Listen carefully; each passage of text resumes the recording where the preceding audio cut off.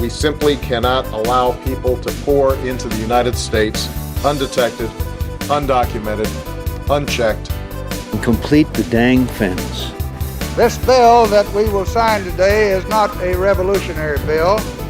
Cast down your bucket where you are. We come from France. And I am, adamantly against illegal immigrants. They're coming in by the thousands, just unbelievable. A wall is an immorality. Who are you rooting for?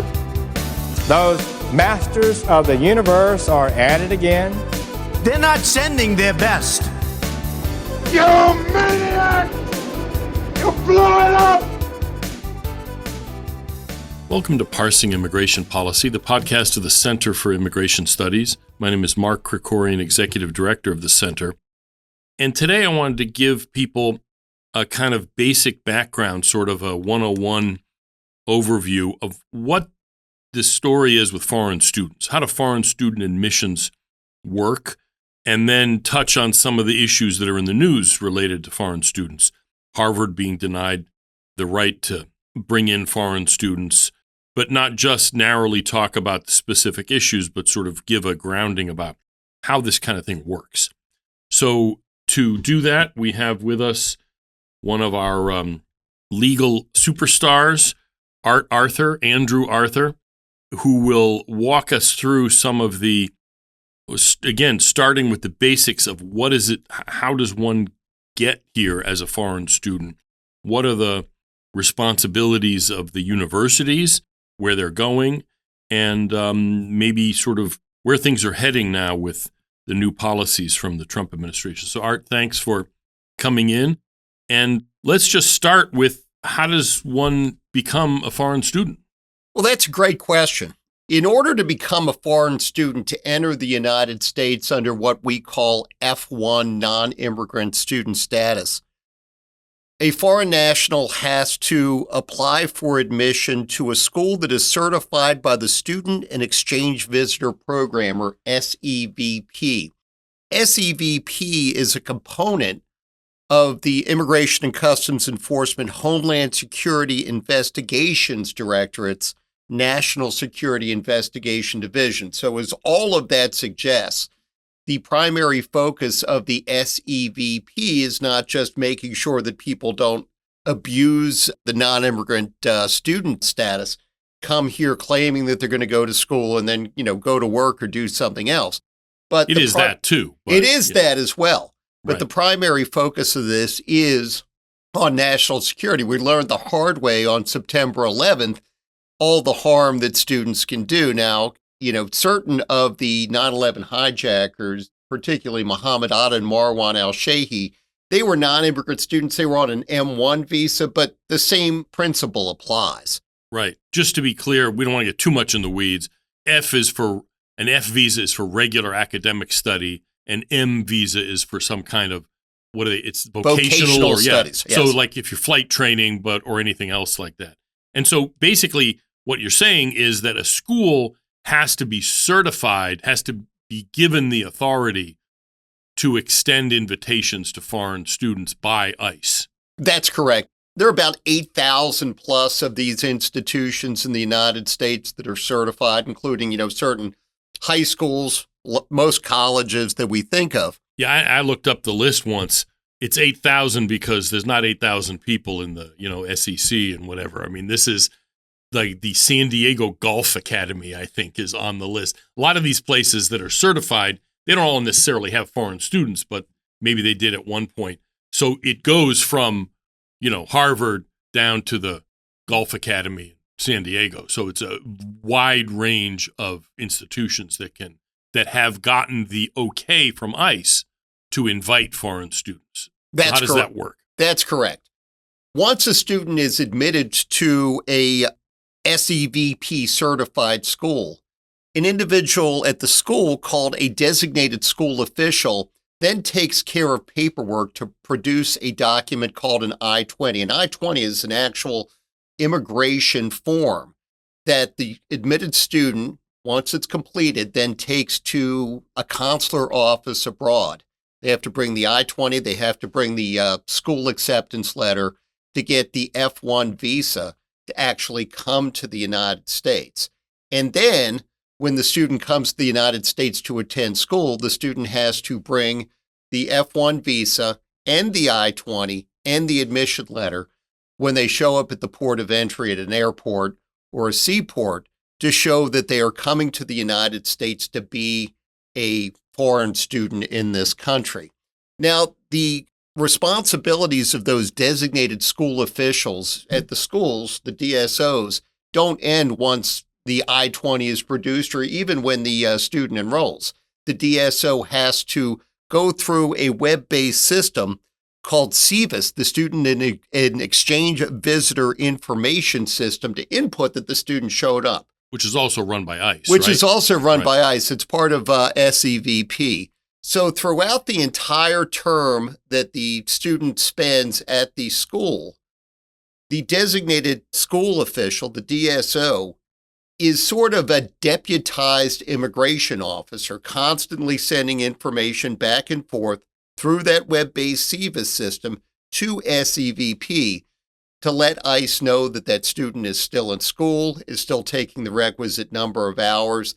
It hasn't been sanctioned by the school because of some sort of criminal activity, conviction that that individual has engaged in. So, many schools, try to portray themselves as the defenders of students, but in this entire SEV process, again, they're actually deputized immigration officers who are on a loop providing information to ICE itself. Right. And so in a sense, this is the way the system has been built, but there is a kind of conflict of interest in the sense that these universities are making money off of these students, and there is a kind of ideological sense that, bringing in foreign students is somehow part of their mission, but are also in charge of making sure that the students are following the rules and sanctioning them, or at least reporting those violations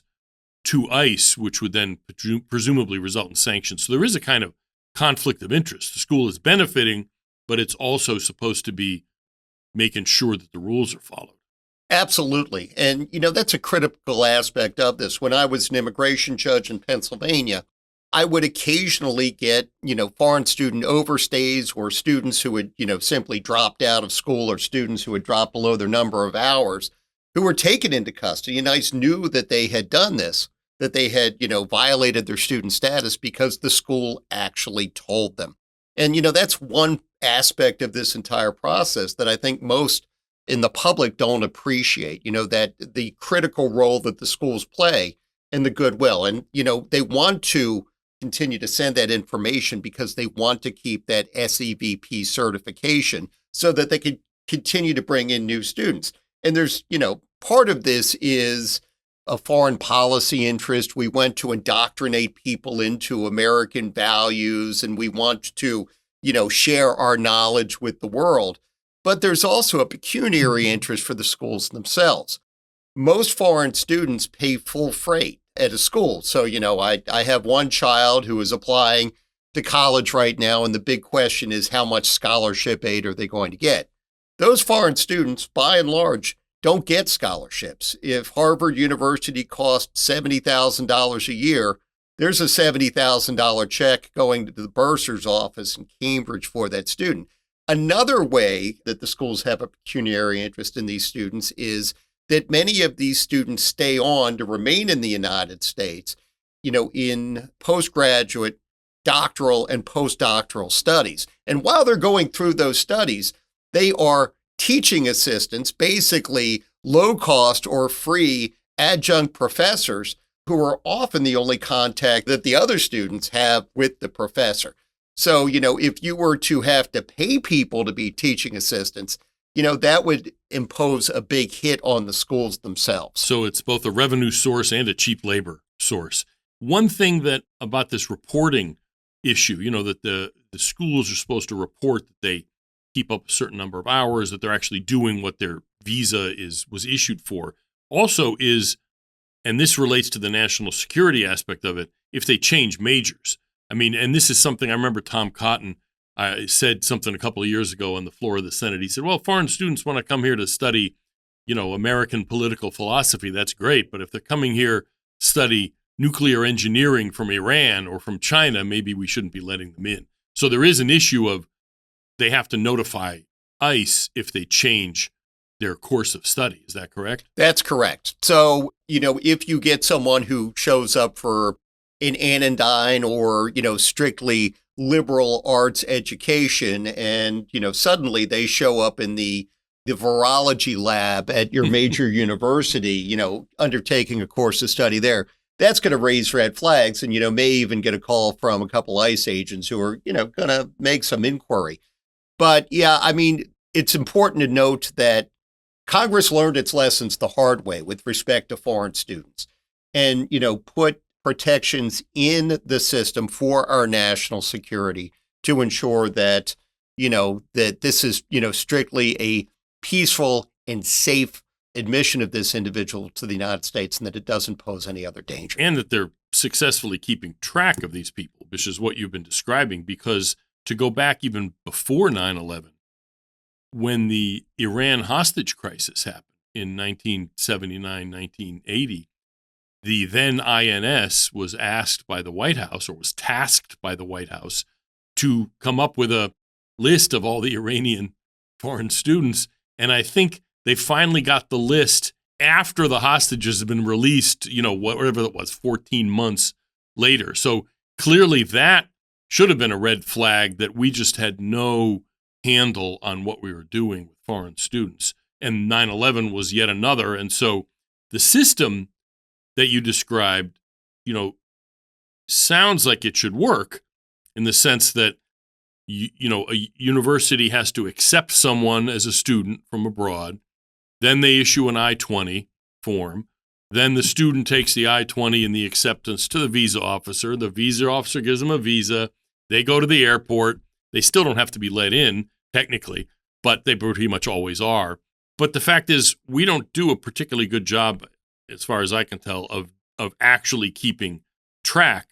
But what the Trump to get to the news of the day, what the Trump administration is trying to do is tighten up this system. And one of the things they've done is either revoke or suspend, revoke or attempted to revoke Harvard's authorization to issue I-20s. That's basically the nexus point where they can exercise control. And if you can tell us a little bit about that, obviously, I think that's been suspended. You follow I can't even keep track, frankly, of the court rulings on this. So what's happening with Harvard's ability to admit foreign students? So back in April, DHS Secretary Kristi Noem sent a letter to Harvard that asked for specific information about the foreign students at the school. Wanted information on student visa holders' known illegal activity, known dangerous or violent activity, known threats to other students or to university personnel, known deprivation of rights of other classmates or university personnel, and whether any student visa holders have left Harvard University due to dangerous or violent activity or deprivation of rights. This is basically about the pro-Hamas protests. This is about the pro-Hamas protests. And the formal word that we use for pulling SEVP certification status is withdrawal, but DHS terms it termination. It's really all the same of what they're doing. There's a biannual review that takes place for every SEVP certification. This particular termination is outside of that 2-year process. Yeah. Okay. So the status can be withdrawn subsequent to an out-of-cycle review if the school is determined to no longer be entitled to certification for any valid or substantive reason. Now, there are, 2 of those. One is failure to give records related to an immigrant student, that the DSO doesn't provide the information that we want. And another one is a failure to maintain proper facilities for instruction. Now, traditionally, we think of that as, well, they've actually closed the classrooms. Nobody's really going to school. School, exactly. Something like that, right. But it appears in this context that they may be using that, quote, failure to maintain proper facilities for instruction, close quote, with respect to Harvard to talk about the school's inability to control foreign students and the threats that they pose primarily to Jewish students, but to people who don't agree with whatever political message they're talking about at the time on the campus. And that dovetails with the report, the government task force on May 13th that found Harvard, quote, has repeatedly failed to confront the pervasive race discrimination and anti-Semitic harassment plaguing its campus, close quote. And the quote, Jewish students were subjected to pervasive insults, physical assault, and intimidation with no meaningful response from Harvard's leadership, close quote. So part of this is, and there's also, they refer to the fact that Harvard has engaged in certain activities with the Chinese government. And, you know, that is a completely different national security issue that's not really covered in the regulations, but I don't think anybody would complain about other than the school itself. But yeah, that's really what it gets down to, creating a safe environment where students can go to school and receive their proper instruction, which is what parents send their kids to Cambridge for anyway. Right. So now Harvard obviously sued right away because something like a quarter of its student body, if I'm not mistaken, I assume that's graduate and undergraduate, are foreign students. And so they don't want to have their rice bowl broken, as it were. And then there was immediately a temporary restraining order preventing ICE from revoking Harvard's authorization to take foreign students. Is that where the case is now? Is it the temporary restraining order allows Harvard to keep doing things the way they were doing it, right? That's correct. It basically prevents the government from withdrawing the certification, because if the certification is withdrawn, not only can't Harvard, accept any more students, but the students that it has are either going to have to find another institution or they're going to have to go home. Right. And that's something that we posted a blog post on recently by Dan Cadman, a fellow here at the center, who his take was that the temporary restraining order probably wouldn't have the effect or as much of an effect as Harvard might want for two reasons. Now, first, for the new students who are abroad, if you could talk a little bit about that, can a judge require the State Department to issue visas to new foreign students? Or can the administration say, yeah, sorry, if you have an acceptance letter, an I-20 from Harvard, you don't get a visa? Yeah, no, under the principle of consular non-reviewability, federal courts in the United States don't actually peer into the determinations of consular officers abroad for a variety of reasons, one of which is none of this stuff is happening in the United States. It's happening someplace else. And also, because of deference to the State Department on foreign policy issues. So, their ability to prevent DOS from slow walking or, shelving for the moment certain applications is extremely limited. Now, don't get me wrong. It doesn't mean that a district court isn't going to try to do that. Yeah, that's what I was going to say. But, that would probably be quickly appealed. The circuit, even if the circuit court agreed with the district court, I don't think that the Supreme Court really wants to open the Pandora's box of doing away with the principle of consular non-reviewability, because then everybody in the world who is denied any kind of visa could seek recourse in U.S. courts. Yeah. And if it's a problem now, you can imagine how big a backlog the courts will have then. And that's basically, that's kind of the wet dream of immigration lawyers, is to be able to litigate every single visa decision, of which there are millions every year. So that it's Pandora's box, I don't think is even the word for that. That would be that would sort of eliminate the president's ability to really control immigration in some sense, if judges can decide who gets to come into the United States and who doesn't. So this was Dan Cadman's point, is that they're just not going to be approving any foreign student visas for new students. And in fact, the administration announced that all foreign student visa processing was on hold temporarily until they put systems in place to do the social media background checking, to make sure that you don't have a Facebook page where you're, calling for death to the Jews, and that if we don't know about that, you may get a visa and we don't want you here. Or the Armenians or the Irish. But yes, that is, to the degree that the State Department, is putting those visas on hold pending its review of this. Again, that'll probably get challenged in some federal court somewhere too. There will be some sort of writ of mandamus. I don't think that it's going to go very far, but I also think that it's probably incumbent on the administration to, get to that point fairly quickly so that they can do that. Now, again, people are going to say, well, you're impinging on their First Amendment rights. Nobody abroad has any First Amendment rights because the First Amendment literally stops at the borders of the United States. Right. So, but as you said, this would also apply if this restraining order is finally overturned. The administration's revocation of Harvard's authorization to host foreign students would apply to existing students as well.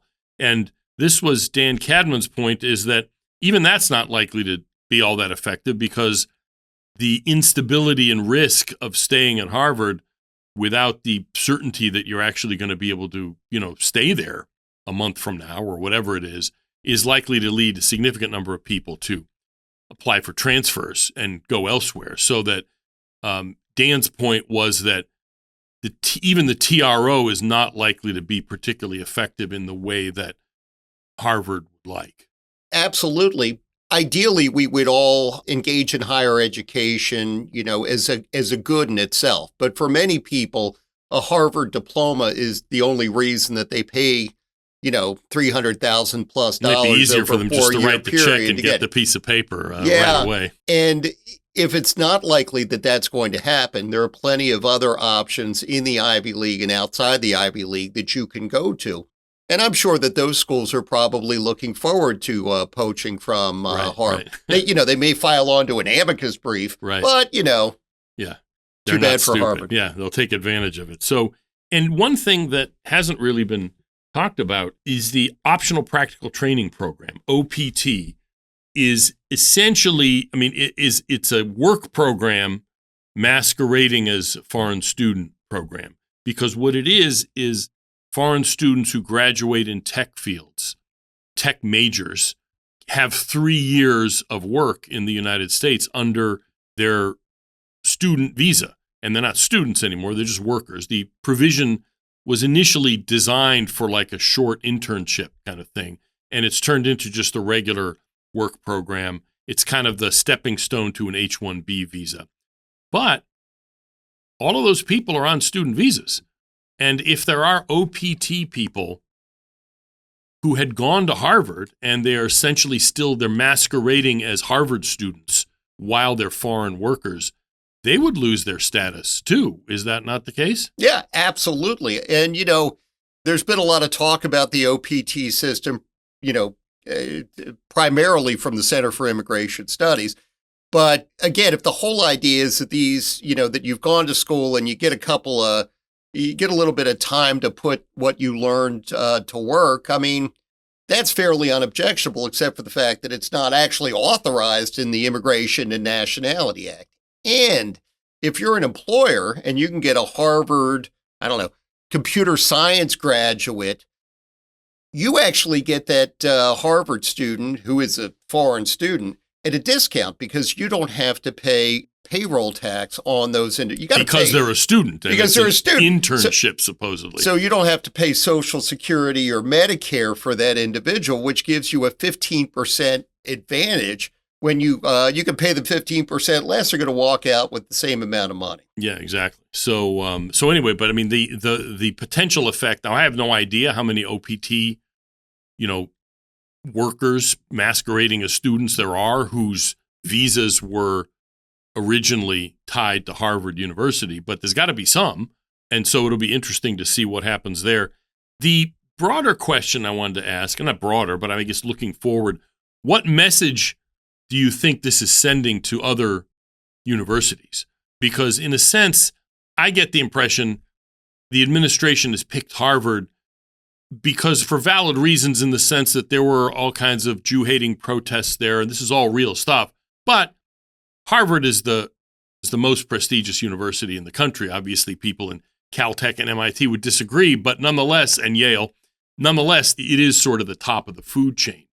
And so my sense always was this was kind of like, the new prisoner on the cell block finds the biggest guy and beats him up in order to establish dominance. if you can break Harvard, everyone else is going to fall into line, or maybe not. I mean, what message do you think this sends to higher education in general? Over the past 5 years, we've seen, college kids cosplaying as revolutionaries on college campuses, probably, having seen too many videos or read too many books about Paris in 1968 and viewing themselves as, climbing the barricades and striking a blow for the little man. But the impact that is having, on the other students is significant. I can remember, as I've actually written in the past, I was a student protester back in the day, but see, I never was, Art. So. I never, I always complied with the law because I didn't want to have spent all that money for nothing, and my causes were just. But I also never interfered with the studies of anyone else. In many of these schools, that has gone out the window. And if the idea is that we're bringing people to the United States so that we can inculcate them with American values, and then, the American value that we are inculcating is postmodernist nonsense and anti-American sentiment, it doesn't seem like a pretty good deal for the American people, who are having to acquiesce to this. So we need to protect and who are subsidizing these institutions, because even private institutions are subsidized in the sense absolutely. That they're exempt from taxation. And when you talk about Harvard, you're talking about, the biggest guy on the cell block with the biggest endowment, more than $50 billion, that they have to play with.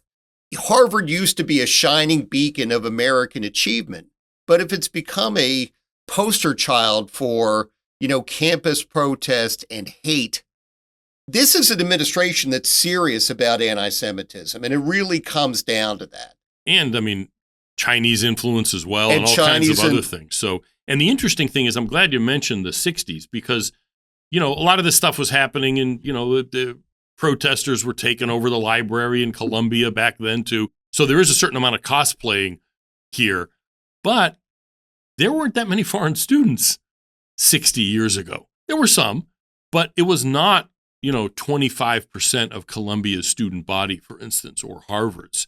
It was a small phenomenon. Today, in a sense, the universities are much more vulnerable because foreign students are now, they have become, in a sense, almost addicted to foreign students, and yet the federal government controls their supply of the drug, if you will. And so they have put themselves in a much more difficult position. Whereas if foreign students were just a sideshow and they were like 2% of the student body, it wasn't that big a deal, and they weren't a big share of the instructors, the cheap labor graduate students, if that didn't exist, universities would be much less vulnerable to an administration that was hostile to their agenda. So in a sense, they've made their bed and they're not sleeping. In the case of Harvard, in the enrollment in the fall semester 2024, 27% of Harvard's total enrollment were foreign students, 6,700 people, $400 million worth of revenue that they generate. So, it also gets to the political aspect of this. When we talk about 68 riots in the United States, we think about Chicago and, a postmortem of the riots at the Democratic National Convention in Chicago in 1968, where on the one hand, you had, radicals who had received this golden education who were denigrating the United States. And you had Chicago police officers who were getting by on a couple $1,000s a year who were, being attacked. And I think that from a political standpoint, there's something to be said for that. If your kid gets into Harvard, you're going to be talking about it on Facebook all the time. But it's so hard to get there. They deliberately limit the number of students that they will accept. So there are a lot of kids in, Moline and Des Moines and, even San Francisco who aren't going to go to Harvard. Because 27% of its student body is foreign students. Because 27% of the student body. And, on the one hand, schools will say, well, we need to have our tuition high because there's so much demand for our product. And then on the other hand, you're taking, a quarter of your student body is from abroad. I think the Babylon Bee had a thing that said, shut out from foreign students, Harvard must now begin enrolling students from Ohio. From Ohio, yeah. Yeah.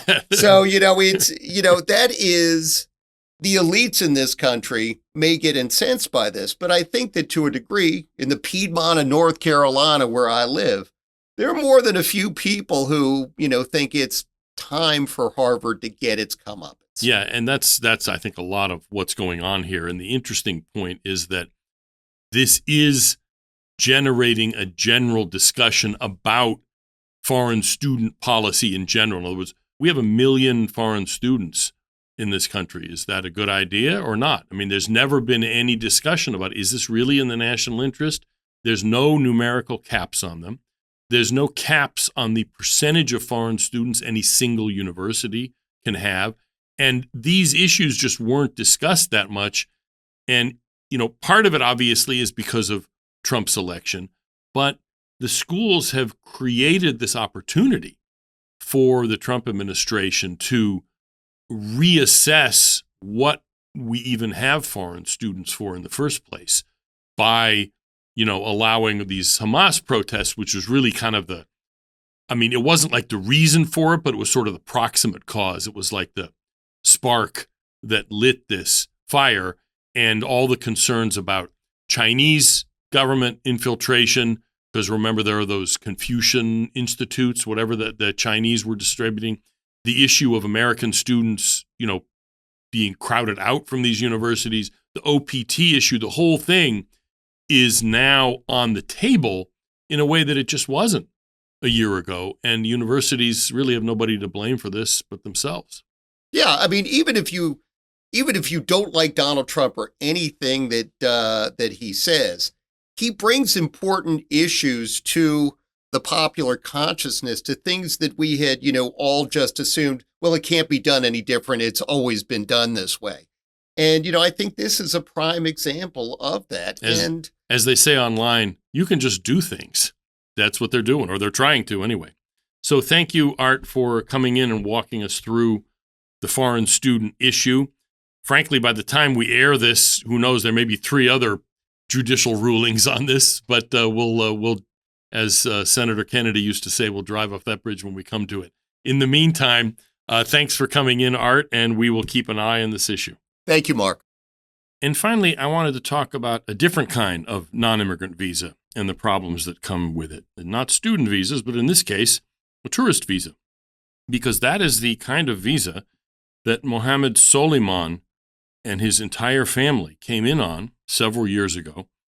And this is the gentleman who, over the weekend, committed a terrorist attack in Colorado by throwing Molotov cocktails at a demonstration of Jewish Americans calling for the release of the Hamas hostages. And there's obviously a lot involved here, but I think there's several points that are worth bringing up. First of all, screening people for anti-American views does seem to me an important goal, and it probably didn't happen in this case. Now, who knows how much of a footprint he had in Egypt? He's Egyptian, but you don't become this level of sort of demented Jew hatred overnight. So there's one area where we need to focus more attention, and the administration has been working on this in a lot of respects, except that this guy came in on a tourist visa. And we give out a lot of those, and it's hard to check everybody who's applying for a tourist visa. But it seems almost certain that he lied in his tourist visa application, or that it was granted too easily, because literally, I think if I understand the sequence of events as it's been reported in the media, a month or 2 after they arrived, he had overstayed his visa. In other words, he had been given permission to come in for a short time and applied for asylum. So it's pretty clear there was, a plan on his part to bring again, I stress it, his entire family, his wife and his 5 children, on tourist visas as a kind of stratagem in order to stay permanently. And then there's the broader issue beyond this that it highlights, that with the border shut down mostly, and while there may be fluctuations in the years to come, it looks like at least as long as the Trump administration is in power, large-scale illegal border crossing is not likely to return. But what that means is that new illegal immigration, in other words, the people who are coming and becoming illegal immigrants, from now on, are going to disproportionately be visa overstayers. And the visa overstay issue is something that really needs to be addressed. And there are some things that the administration has done and is doing. For instance, the big reconciliation bill for extra funding includes a lot of things related to the border, but also includes extra funding for completing the entry-exit tracking system. In other words, when you come in legally, you check into the United States, as it were. And that actually works pretty well. It works a lot better than it did in the past. What doesn't work as well is the check out part. And if you don't know when somebody's left, you don't know who's overstayed. And in this instance, we wouldn't have known he overstayed except that he applied for asylum, or it seems maybe he was taken into custody and then applied for asylum. It's not, the sequence of events, like I said, isn't clear. But this really does highlight, even apart from the violent terrorist aspect of it and the threat to Americans, it does highlight how from now on, the main challenge in dealing with new illegal immigration, as opposed to trying to remove the people who are already here, new illegal immigration is going to be an issue of visa overstays, whether they come in as tourists or students or foreign workers or whatever. And so this is something that the debate and Congress and the administration need to focus on as kind of the next chapter in controlling immigration. Because if we just control the border, but aren't doing a good job at keeping out visitors who shouldn't be here and rooting out visitors who have overstayed their welcome, then the border control is, not as significant and not as effective as it would seem. So that's it for this episode of Parsing Immigration Policy. This is Mark Krikorian, Executive Director of the Center. I'd like to thank Brian Griffith, our producer, for making this whole thing work. Thanks to all of you for tuning in. Please rate and review us if your podcast platform provides for that. And I hope you'll tune in next week.